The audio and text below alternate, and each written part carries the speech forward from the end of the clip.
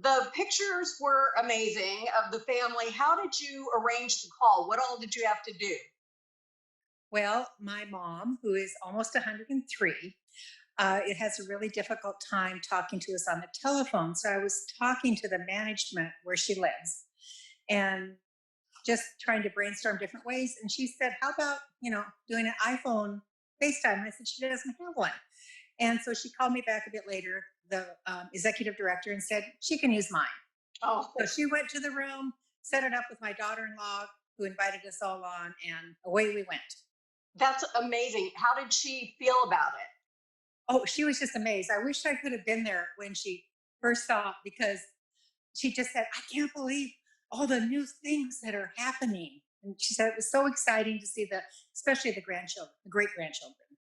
So there was the youngest member of the Inslee family and the eldest, correct? Correct. Yes, you have. Well, Tyndall family, actually, the maternal side. On the maternal side. Okay. My mom, my mom, and my granddaughter. That's So, amazing. yeah, That's and other amazing. yeah. So what did that mean to you to see all of that coming together with the whole family? Well, it just shows that even though we're physically distant, we can't hug and get I call them bee hugs from my grandchildren. They call me Bee. And my mom really was missing that. She wanted to know how the baby was doing and all of this, but so that it really gave an emotional connection. She was crying through almost all the way, but she said, "I'm crying happy tears." What would you say to people who are at home and feeling isolated and lonely? What can we learn from this exercise to try to be physically distant but socially connected? Well, I would suggest they do what we did, if able, if you have the technology. If you don't, telephone calls, letters. Our grandchildren send pictures and drawings, anything that you either a audible or tactical connection. So great because, and we have to remember, this is temporary, and it's not normal, but it's okay to not feel okay. We are going to get back to the days of everything that we took for granted for so long. And my mom kept saying, "It's going to be so joyous." She's a very optimistic, positive person about almost everything. So, we just have to remember to think out of the box. I see these um, depictions of people having drive-by birthday parties where people drive by the house and wave, and there's all kinds of great stuff that people can do. So I just think people need to, even though this is a really serious, terrible crisis, to try to think of new ways to connect with people and to share those, just like you're doing right now. Thank you, and thank you for all that you do, and everybody in the media for helping people connect to each other. We really appreciate it, along with all the appreciation shown to all the first responders and healthcare providers. Of course. How can people help? What should we be doing?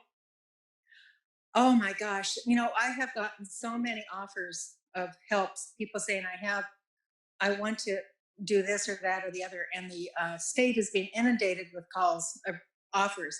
I think the best way, if you have something, if somewhere in your house you have a box of masks or something, take them directly to a provider. Think of the ways that you can be the most efficient in getting something that you have to somebody who needs it. Or even if it's your neighbor who you realize their lawn needs mowing, somebody can go out there and do that without physically interacting with that person, touching that person. Anything that you think you can do will benefit everybody. You gave blood this morning. Where do we stand with that? I went to the Red Cross blood drive in Olympia, and they said they have a really great response from the public, which is wonderful. But they encourage everybody to please try to schedule an appointment, even if it's not right now, because certain aspects of the blood have a shorter shelf life than others. They are going to need continuing donors over the next 2 to 3 months for sure. It's very safe, sterile place to donate. Don't worry about any interaction that's going to cause you harm. So your mom's almost 103. She will be in May. And I think I worry most about our elders just getting lonely or feeling Mhm. separated from people. How is she doing? And how can you advise us in terms of the way we deal with older people who are living alone or perhaps just away from us? Uh, well, it's really hard. It's not easy. She says, I don't like life this way. She says, I'm looking forward to being back to normal. And so I think, as much communication as you can do, like I said earlier, by the phone or by FaceTime, Skype.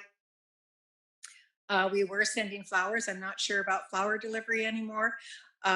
You can leave things outside the building where somebody lives and they can pick it up from the porch. Or if they live in a uh, residential apartment building, somebody at the front desk can take it to their room, because there's no visitors are allowed in a lot of the senior care living facilities now, which makes it extra difficult. What gives you the most hope? Oh, everybody, people. I mean, I think everybody, even though, as I said, it's such a serious crisis, so many people are stepping up to the moment and helping one another, uplifting others, and finding ways to reconnect. I've heard, and I'm sure you have too, of many friends I haven't heard from for years, from all around the country, who just want to touch base. And I think it reminds us how much we take our friendships and relationships for granted, and so we're bolstering each other up. And uh, it's really amazing to me. That's very hopeful. I think so too. I just talked to friends in Louisiana and I feel so bad because they're about Oh, to have what we've been mhm. going through. All right. Yeah. Well, stay healthy. I'm glad your family is well. And I appreciate you taking a few minutes. Well, stay home and I'm stay going to. healthy. Stay home and stay healthy. Thank you. And this is not going to. We're not going to see results immediately. And when things start getting better, as we know they will, we have to still stay home for a while and stay social distance. Otherwise, we might have that curve start to go up again. So please be persistent, everybody.